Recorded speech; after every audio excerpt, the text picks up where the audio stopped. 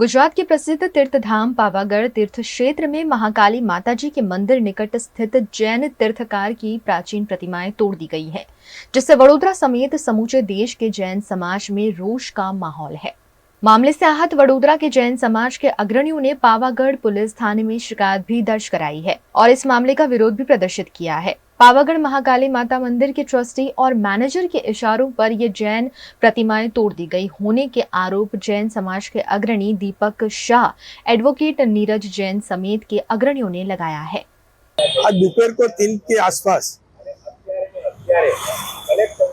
पावागढ़ के अंदर जो पुराना रास्ता था वहां पर जैन समाज की नेमिनाथ भगवान की मूर्ति थी और उसमें इसके साथ भी दूसरी 7 मूर्तियां थी। उसको खंडित किया गया है। 15 दिन के पहले भी जो काम चालू हुआ था उस टाइम कलेक्टर को, पुलिस कमिश्नर को, सबको कहा गया था कि भाई इसका आप आयोजन करो, आपके पास आयोजन नहीं है तो हम जैन समाज करेंगे, लेकिन उन्होंने सुना नहीं और आज 3 बजे ये मूर्तियां खंडित की गई है। तो जैन समाज में खूब आक्रोश है। तो बड़ौदा, गुजरात और सारे देश में जैन समाज सब इकट्ठे हो रहे हैं और आज सूरत में अभी कलेक्टर को भी आवेदन पत्र देने के लिए बड़ी संख्या में लोग कलेक्टर को आवेदन पत्र देने के लिए गए और अभी इस टावर पे सारे जैन समाज के लोग इकट्ठे हो रहे हैं। तो हमारी डिमांड है कि जिसने भी किया, जिस ट्रस्ट ने किया है उसको सस्पेंड किया जाए और जो मूर्तियों खंडित की है वो सारी हमको वापस दे दे। पावागढ़ एक जैनों के लिए एक सिद्ध क्षेत्र है। हमारे जैनों में अचल गच्छ की कुल देवी ये महाकाली माँ है। पावागढ़ में हजारों साल से भगवान नेमिनाथ की प्रतिमा, लवकुशी का मंदिर, इन सब की पूजा होती थी और उसी जगह पर जो प्रतिमा जी थी वो आज तोड़ दी गई, उसको फेंक दी गया। मुझे आश्चर्य होता है कि जैन पहले हिंदू है, सनातनी है, उसके बाद जैन समाज से इतना भेदभाव क्यों? यह बहुत दुखद घटना है। जैनों में इतना आक्रोश है कि हम ये नहीं चलाएंगे, उसके खिलाफ जो कुछ करना पड़ेगा हम आंदोलन करेंगे, कोर्ट में भी जाएंगे और हमारी यही डिमांड है कि जिन्होंने मूर्ति तोड़ी है, मूर्ति वहां प्रस्थापित होनी चाहिए वापस, और जिन्होंने तोड़ी है, जो विक्रम करके मैनेजर है, उसको तुरंत ही मैनेजर पद से बर्खास्त किया जाए। देश भर के मुस्लिम समुदाय के लोग आज ईद उल अजहा का पर्व मना रहे हैं, जिसे बकरीद के रूप में भी जाना जाता है। इस मौके पर वडोदरा के गाजरावाड़ी में स्थित ईदगाह मैदान पर ईद की नमाज अदा की गई, जिसमें 7,000 से ज्यादा मुस्लिम भाइयों ने एक साथ नमाज पढ़ते हुए अल्लाह की बंदगी की। ईद उल अजहा इस्लाम धर्म का दूसरा सबसे प्रमुख त्योहार है। इस्लामिक कैलेंडर के मुताबिक 12वें महीने की 10 तारीख को बकरीद का त्योहार मनाए जाने की परंपरा है। यह पर्व रमजान खत्म होने के 70 दिन बाद आता है। इस दिन इस्लाम धर्म के लोग मस्जिद में नमाज अदा करते हैं और फिर जानवर की कुर्बानी भी देते हैं। इसे अल्लाह की राह में एक बड़ी इबादत समझा जाता है। इस मौके पर प्रशासन द्वारा भी गाजरावाड़ी में चुस्त पुलिस बंदोबस्त और ट्रैफिक व्यवस्था सुनिश्चित की गई। आज ईदगाह मैदान में, ईदगाह मस्जिद में विशेष ईद की नमाज अदा करने में आई है और रब के बारगाह में उसे कबूल हो। और आज ईदगाह में हज़ारों की संख्या में ईद की नमाज अदा करने जो मुस्लिम समुदाय आए हैं, मैं उनका शुक्रगुजार करता हूँ। साथ साथ में वडोदरा शहर के तमाम प्रशासन, पुलिस डिपार्टमेंट, सभी का मैं खुशी से इस्तकबाल करते हुए मैं उन्हें वेलकम कहता हूँ। और इस मीडिया कर्मचारी, ये मीडिया वाले जो भाई है, जो मेरा आवाज़ आवाम यानी लोगों तक पहुँचाते हैं, मैं उनका शुक्र अदा करता हूँ। आज का दिन कुर्बानी का दिन है। कुर्बानी वो उसका मतलब ये होता है कि तुम्हारी अजीज में अजीज, प्रिय में प्रिय जो भी हो उसे अल्लाह की राह में कुर्बान करना, उसको कुर्बानी कहते हैं। बड़ौदा शहर में आज ईदगाह मैदान पे बकरा ईद की नमाज अदा करने में आई है और नमाज अदा करने के साथ साथ जो दुआ मांगी गई है देश के अमन और शांति के लिए, गुजरात में और बड़ौदा शहर के अमन और शांति के लिए दुआ मांगी गई है। बड़ौदा शहर में भाईचारा, अमन और शांति रहे, ऐसी दुआ है। वहीं तांदलजा की चिश्तिया जामा मस्जिद में भी ईद उल अजहा की नमाज मुस्लिम बंधुओं द्वारा अदा की गई। हर वर्ष यहां बड़ी तादाद में मुस्लिम बंधु एकत्रित होकर ईद उल अजहा की नमाज अदा कर इस पर्व को मनाते आए हैं। ये पर्व मुख्य रूप से हजरत इब्राहिम द्वारा अपने बेटे हजरत इस्माइल की कुर्बानी देने की इच्छा की याद में मनाया जाता है। आज का ये मुबारक दिन ईद का दिन है और ये मुबारक मौके पर मैं मुफ्ती अब्बास अली, हमारी मस्जिद कमेटी, मदरसा कमेटी और तमाम नमाजियों की तरफ से हिंदुस्तान के तमाम लोगों को ईद की मुबारकबाद पेश करता हूं। और बहुत खुशी की बात है कि सुकून और इत्मीनान से हमारा ये त्यौहार शुरू हुआ है और बड़ी उम्मीद है कि सुकून और इत्मीनान के साथ ख़त्म होगा। और हमारे जितने भी जेपी पुलिस स्टेशन का पुलिस डिपार्टमेंट है उनके भी हम शुक्रगुजार है कि उन्होंने भी हमारा बहुत सपोर्ट किया है।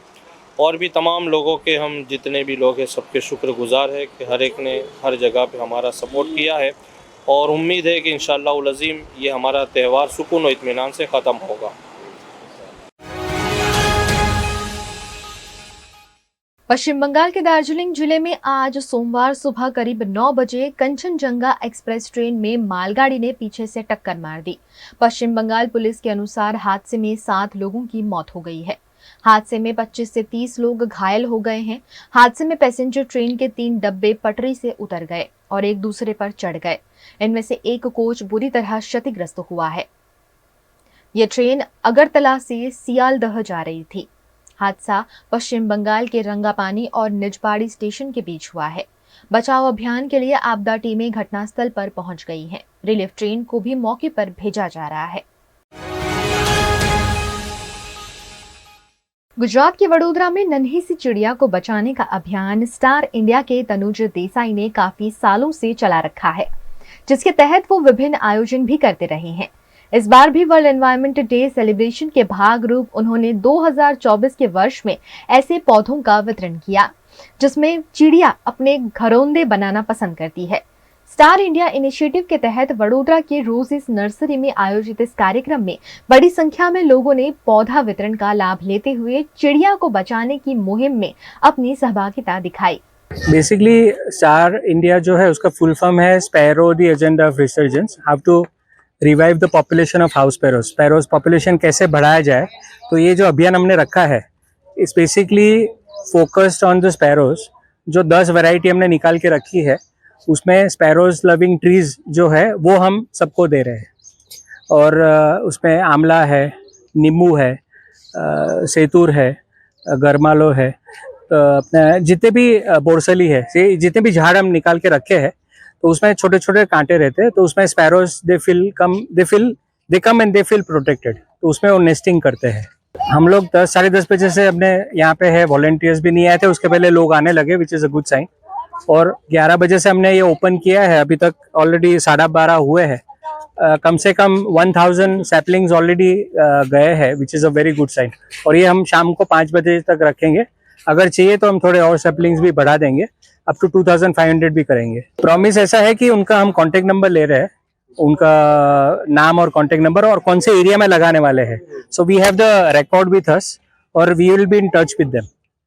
और क्या है कि उसमें से जो भी इंडिविजुअल आते हैं उनको हम 4 सैपलिंग्स देते हैं, because they are all trees, छोटे छोटे प्लांट्स नहीं है, ट्रीज है।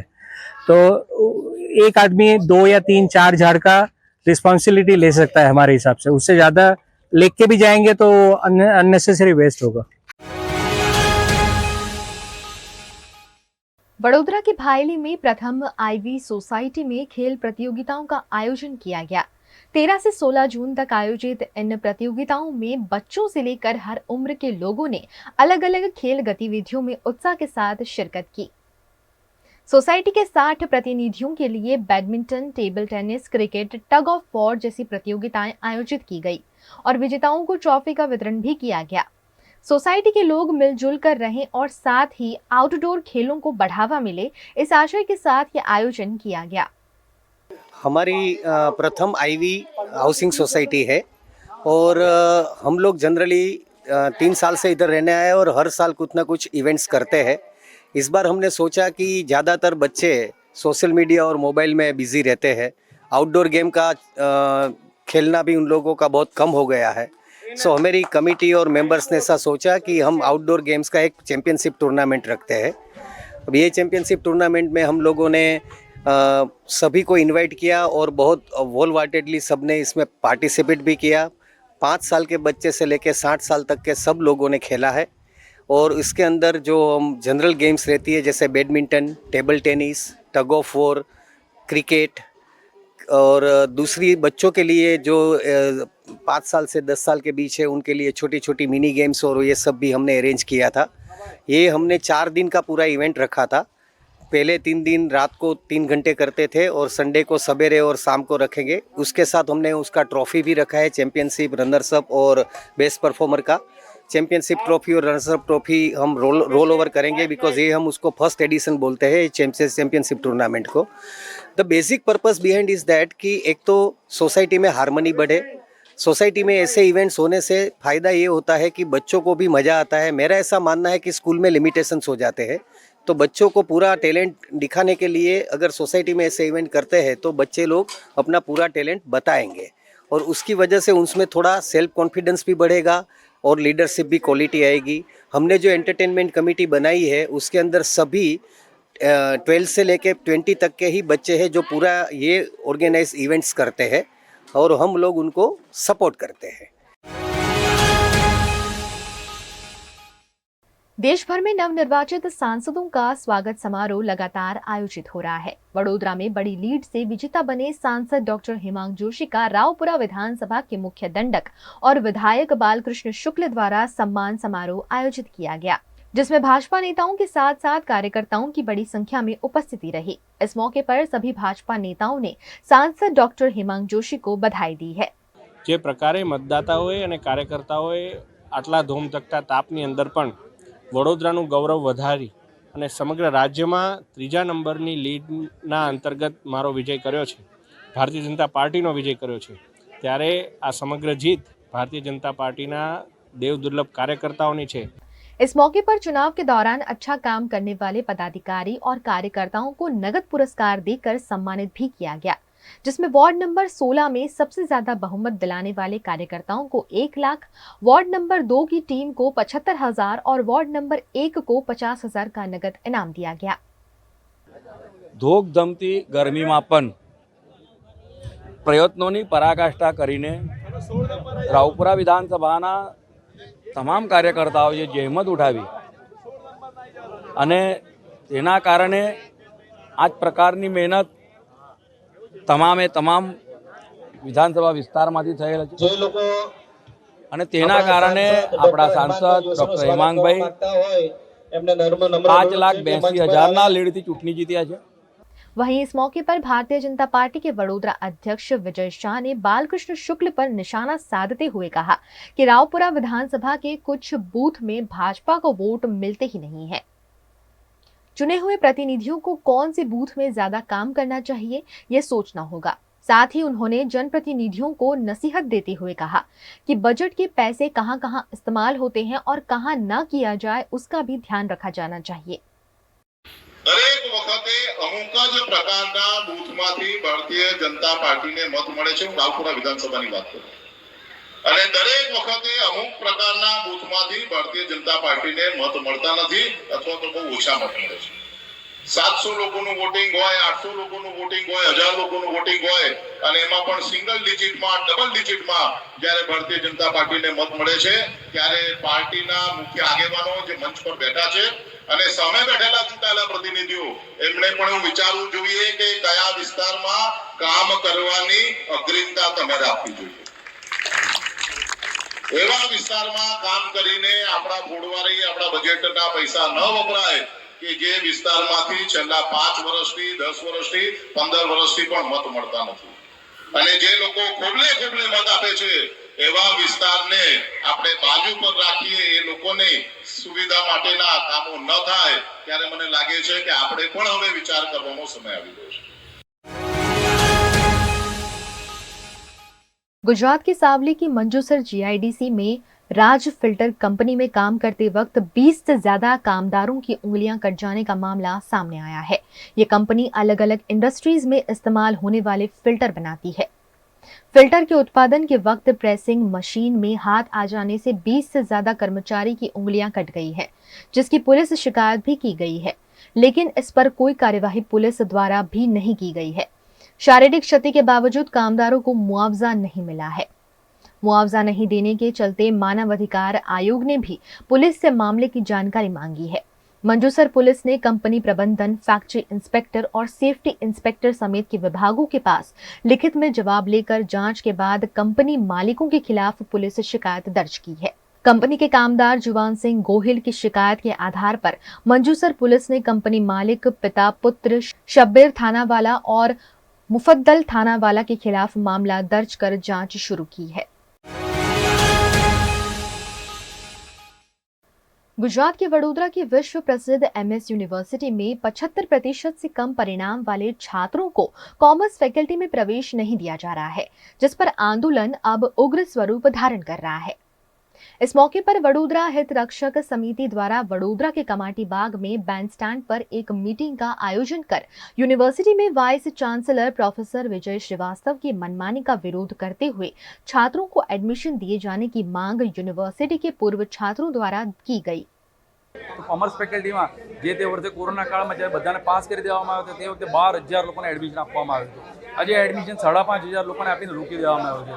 આઉટસાઇડરને પણ વધારે એડમિશન આપવામાં આવે છે। મારું કહેવાનું એવું છે કે વડોદરામાં રહેલો વિદ્યાર્થી જેની સરસ સયાજીરાવ ગાયકવાડની યુનિવર્સિટી સ્થાપના કરી તો અહીંનો લોકલ વિદ્યાર્થી સસ્તું શિક્ષણ, સારું શિક્ષણ મેળવી શકે તેની માટે તમને યુનિવર્સિટી આપી, ફ્રીમાં બિલ્ડિંગ આપી, દરેક જગ્યાએ તમને ફેસિલિટી કરી આપી, તમે તો પણ છોકરાઓને ભણાવવામાં અક્ષમ છો, એ ખૂબ ખરાબ કહેવાય। આ માત્ર મને એક કારસો એવો લાગી રહ્યો છે કે પ્રાઇવેટ યુનિવર્સિટીને ફક્ત પ્રોત્સાહન આપવા માટે આ કારસો રચાઈ રહ્યો છે। પ્રાઇવેટ યુનિવર્સિટીમાં 80,000થી લાખ રૂપિયા ફી છે બીકોમની, જ્યારે કોમર્સ પેકેજમાં 15,000થી 20,000માં તમારું ભણવાનું શિક્ષણ પૂરું થઈ જાય છે।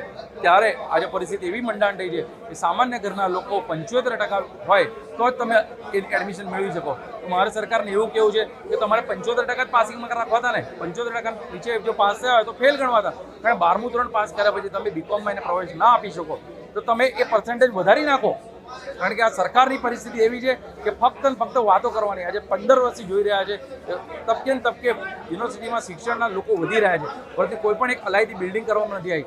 યુનિવર્સિટી મહારાજા સયાજીરાવ યુનિવર્સિટીમાં કેટલી બધી જગ્યાઓ એવી છે કે ત્યાં બિલ્ડિંગ બનાવીને ઇન્ફ્રાસ્ટ્રક્ચર બનાવીને લોકોને શિક્ષણ સારું પ્રોવાઈડ કરી શકે, પરંતુ આજની પરિસ્થિતિ એવી છે કે એ લોકો પાસે જગ્યા નથીની વાત કરે છે। હું એવું પૂછવા માંગુ છું, ગયા વખતે 8,500 લોકોને એડમિશન આપવામાં આવ્યા હતા, ઇન્ટરનલ એક્ઝામ જોડે લેવામાં આવી હતી, દરેક જણે પોતાની સીટ પર બેસીને ઇન્ટરનલ એક્ઝામ આપી હતી। તો જો એ સીટ પર બેસીને એક્ઝામ આપી શકતા હોય તો એ સીટ પર બેસીને ભણી પણ શકે છે। એટલે તમે ઇન્ફ્રાસ્ટ્રક્ચરની જે વાતો કરો છો તદ્દન ખોટી છે। આ આંદોલન દરેક ગલીઓમાં લઈ જવામાં આવશે, દરેક શેરીઓમાં લઈ જવાનું છે। વડોદરાવાસીઓનો અવાજ બનીશું, વડોદરાવાસીઓને કહીશું કે આંદોલન તમારું છે। અને સેનેટ, સિન્ડિકેટ અને યુનિવર્સિટીના ઇલેક્શન બંધ કર્યા બાદ વડોદરાવાસીઓ જ છે એમણે પોતાના હાથમાં એમની કમાન લેવી પડશે કે આવનારા દિવસમાં આ ચીમરબંધી સરકારને બતાવવું પડશે કે તમારી યુનિવર્સિટીમાં વિદ્યાર્થીઓને એડમિશન આપવા પડશે, ઓછામાં ઓછા 2,000 થી 3,000 સીટો વધારીને एडमिशन क्राइटेरिया नीचे लाइने लोगों ने समावा पड़ते। एमएस यूनिवर्सिटी की कॉमर्स फैकल्टी में एडमिशन मामले छात्र संगठनों, पूर्व छात्रों और अभिभावकों में विरोध देखने मिल रहा है। इस मामले एजीएसयू द्वारा फैकल्टी के बाहर ह्यूमन चेन बनाकर यूनिवर्सिटी प्रबंधन के खिलाफ उग्र विरोध प्रदर्शन किया गया। आज रोज all Gujarat student union AGSU के कार्यकर्ताओं द्वारा और वडोदरा शहर के ऐसे जो स्टूडेंट्स हैं जिनको admission faculty of commerce MS university में नहीं मिला है, उनके द्वारा आज यहाँ पर मानव सागर की जो रचना है वो की गई थी और यहाँ पर सभी विद्यार्थी एकत्रित हुए थे और उनके द्वारा जो चैन है, एक समूह है मानव का, वो बनाया गया था और उनका संदेश साफ है कि सरकार तक हमारी बात पहुँचे और वडोदरा शहर और जिला में MS यूनिवर्सिटी में जो वडोदरा के स्थानिक विद्यार्थी है उनके लिए जो सीट कम कर देने में आई है उस सीट को बढ़ाया जाए और जो रेशियो था एडमिशन का 95% लोकल स्टूडेंट्स को एडमिशन मिलता था वो उनको मिले और 5% जो आउटसाइडर स्टूडेंट्स आते थे वो उनको मिले। और हमारी कोई मांग नहीं है क्योंकि यूनिवर्सिटी के वाइस चांसलर और यूनिवर्सिटी के सत्ता जो यूनिवर्सिटी मैनेजमेंट है वो अपनी जो तानाशाही चला रहे हैं उनको वहीं पर रोका जाए, यही हमारी मुख्य मांग है।